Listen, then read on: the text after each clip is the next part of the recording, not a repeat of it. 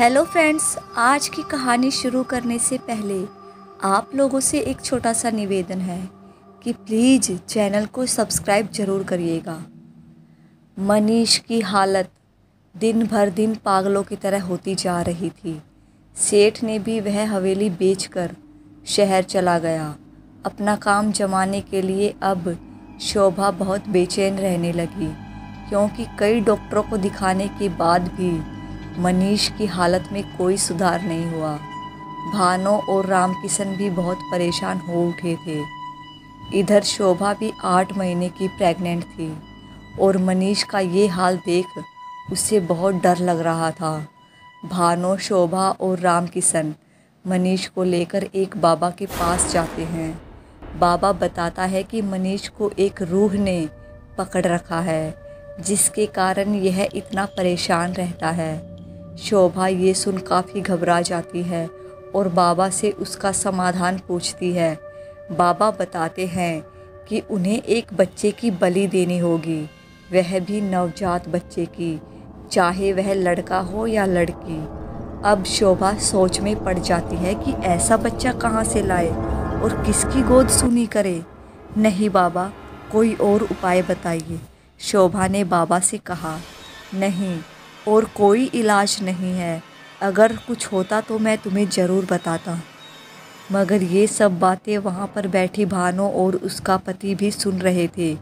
भानो सोच में पड़ जाती है कि वह अगर शोभा का बच्चा पैदा होने वाला है, अगर इसी बच्चे की बलि दे दी जाए तो मनीष बिल्कुल ठीक हो जाएगा।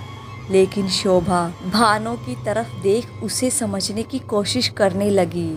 वह समझ गई कि भानो के दिमाग में क्या चल रहा था। ठीक से बाबा, सोच के बतावांगे के करना से।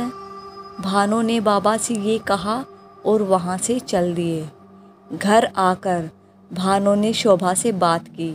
शोभा, मुझे पता है कि तू के सोचन लाग रही है, लेकिन तू जो सोच रही है वो भी सही है। अगर हम इस बालक की बलि दे दे तो मनीष ठीक हो जाएगा। नहीं दीदी, मैं अपने बच्चे की बलि नहीं दूंगी, और इसकी क्या गारंटी है कि बलि देने के बाद मनीष ठीक हो जाएगा। शोभा ने भानो से कहा। भानो ठीक कह रही से, बलि तो हमने देनी ही पड़ेगी। रामकिशन की बात सुन शोभा अचंभित हो गई। ये आप क्या कह रहे हो भैया? शोभा ने रामकिशन से कहा। नहीं, मैं अपने बच्चे की बलि नहीं दूंगी। शोभा ने कहा।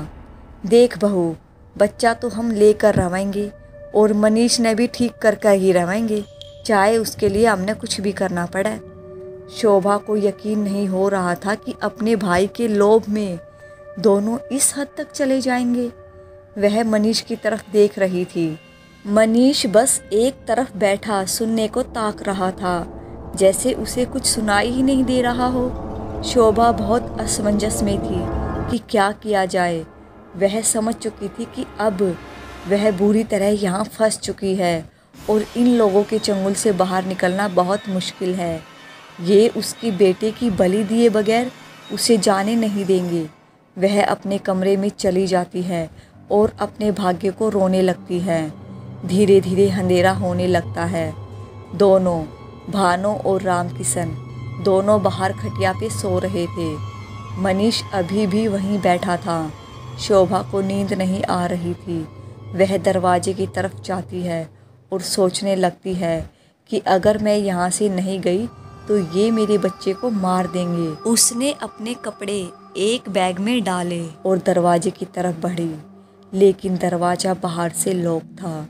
वह दरवाज़ा खींचने की कोशिश करती है, मगर दरवाज़ा नहीं खुलता।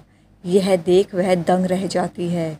ये क्या, इन लोगों ने तो बाहर से कुंडी लगाई हुई है। शोभा सोच में पड़ जाती है, इस मासूम की क्या गलती है जो ये सब इसके पीछे पड़ गए हैं। मुझे यहाँ से निकलना ही होगा, चाहे कैसे भी हो। वह खिड़की की तरफ देखती है।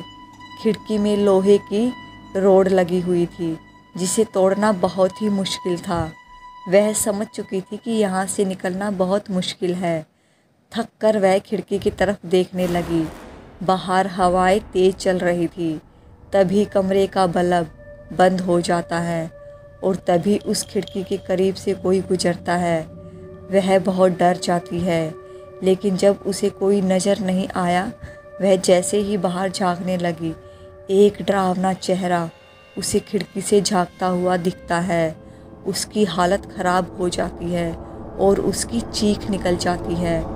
नहीं! वह डर कर खिड़की से दूर खड़ी हो जाती है, लेकिन अगले ही पल उसे कमरे में फिर वही औरत नज़र आती है। उसका चेहरा बहुत ही भयानक था। लंबे लंबे बाल, सफ़ेद साड़ी में काले काले हाथ। जैसे ही वह हाथ शोभा की तरफ करती है, तभी दरवाज़ा खुल जाता है। कमरे में बहुत अंधेरा था, शायद लाइट चली गई थी। वह बाहर की तरफ भागती है तो वह राम किशन की खटिया से टकरा जाती है और धड़ाम से गिर जाती है और शोभा दर्द से कर्रा जाती है। राम किशन की आंखें अचानक खुल जाती है। वह देखता है कि शोभा बाहर की तरफ भागती हुई नजर आती है। वह तुरंत भानु को हाथ मारकर उठाता है और दोनों उसके पीछे लग जाते हैं। आगे क्या हुआ जानेंगे अगले भाग में। कहानी अभी जारी है दोस्तों। आप लोगों को अगर इस कहानी का अगला भाग सुनना है तो मेरे साथ बने रहिएगा। चैनल को सब्सक्राइब, वीडियो को लाइक शेयर करना न भूलें।